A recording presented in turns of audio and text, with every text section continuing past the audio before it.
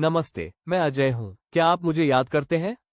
यह इस विषय पर लघु श्रृंखला की दूसरी कड़ी है, इमारत में सुरक्षा। पिछले अध्याय में हमने किसी इमारत में ऊंचाई पर काम करने के जोखिम कारकों की पहचान की थी। इस अध्याय में हम समझेंगे कि सुरक्षा सहायता क्या है और इजरायली श्रम मंत्रालय में व्यावसायिक सुरक्षा और स्वास्थ्य प्रशासन द्वारा स्थापित नियम क्या है, ताकि वे आपके जीवन और स्वास्थ्य की रक्षा करने और दुर्घटनाओं से बचने में मदद करें। पहली प्राथमिकता, कार्यस्थल पर सुरक्षा।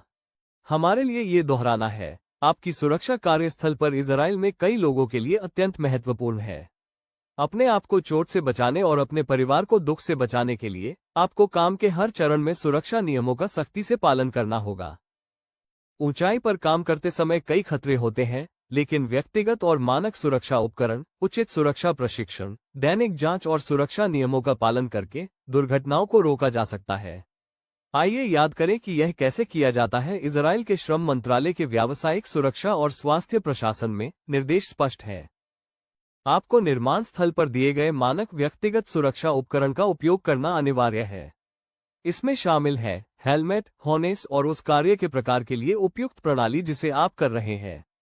आपको काम शुरू करने से पहले व्यक्तिगत रूप से उपकरण की जांच करनी चाहिए, बिल्कुल उसी तरह जैसे आपको साइट पर प्रशिक्षित किया गया था। उपकरण आपके उपयोग के लिए उपयुक्त होना चाहिए। ये कार्य वातावरण और जिस ऊंचाई पर आप काम करेंगे उसके अनुकूल होना चाहिए।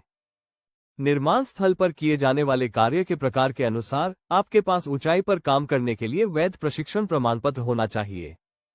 ऐसे मचान पर न चढ़ें जिससे आप गिर सकते हैं, जो ढीला या अस्थिर दिखाई देता है। यदि आपको मचान पर चढ़ने की चिंता है तो तुरंत रिपोर्ट करें। अमीर सरीग एक श्रम निरीक्षक है। यहाँ उनका सुंदर तरीका है जिससे वो हमें समझाते हैं कि हर कर्मचारी को क्या करना चाहिए। उदाहरण के लिए, मचान स्कैफोल्डिंग पर काम करने के विषय में।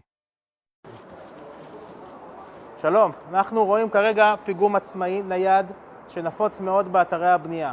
כאשר אנחנו צריכים לעבוד עם פיגום כזה, קודם כל חשוב לנו לדעת שמנהל העבודה בדק את הפיגום ואישר אותו לעבודה. כשאנחנו ניגשים אליו, דבר ראשון שאנחנו רוצים לראות שהחלקים שלו שלמים, תקינים, שהמעקות, אזן תיכון, אזן יד, לוח רגל, כולם קיימים ומחוברים בצורה יציבה וחזקה למקום. אנחנו רוצים לראות שיש לנו עלייה בטוחה, שמשטח העבודה מאובטח למקומו, ושיש אלכסון שנותן לפיגום עוד כוח ויציבות. कोई भी एलिवेटर शाफ्ट खतरनाक हो सकता है, अमीर सारिक बताते हैं।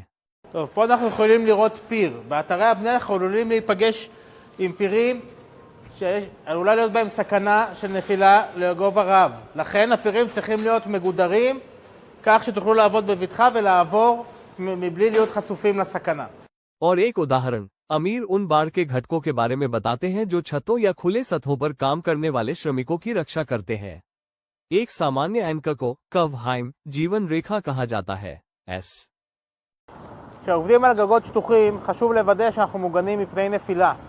המעסיק נדרש לגדר את משטחי העבודה ככה שאף אחד לא ייפול, בין אם בצורה כזאת ובין אם בצורה אחרת. אך הגידור חייב להיות בהתאם לדרישות החוק.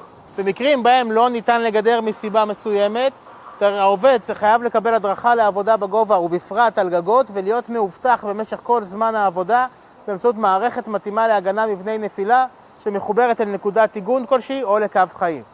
मैं संक्षेप में अमीर के संदेशों को मजबूत करना चाहता हूं। ऊंचाई पर बिना व्यक्तिगत सुरक्षा उपकरण और उचित प्रशिक्षण के काम न करें।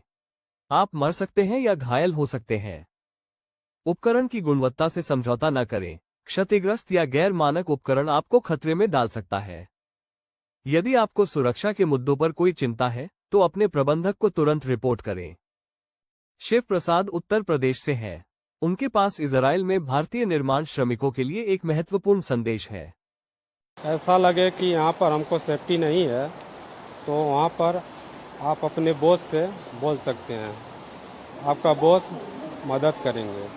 मैं जानता हूं कि संचार आपके और आपके प्रबंधकों के बीच और आपके और उस इजरायली पड़ोस के निवासियों के बीच जहां आप रहते हैं सबसे बड़ी बाधा है। ये सिर्फ हिब्रू भाषा ही नहीं है, जो हिंदी से बहुत अलग भाषा है। सांस्कृतिक अंतर भी महत्वपूर्ण है। आज हम दो महत्वपूर्ण सुरक्षा उपकरणों को हिब्रू में उच्चारण करना सीखेंगे। पहला शब्द है रितमोत या एकवचन में रित्मा। दूसरा शब्द जो हम आज सीखते हैं वो हिब्रू में सुना जाता है कसदा। इसे पहनने का सही तरीका सीधे खड़े होना है, जब आप थोड़ी के नीचे थोड़ी का पट्टा कसकर बांधते हैं।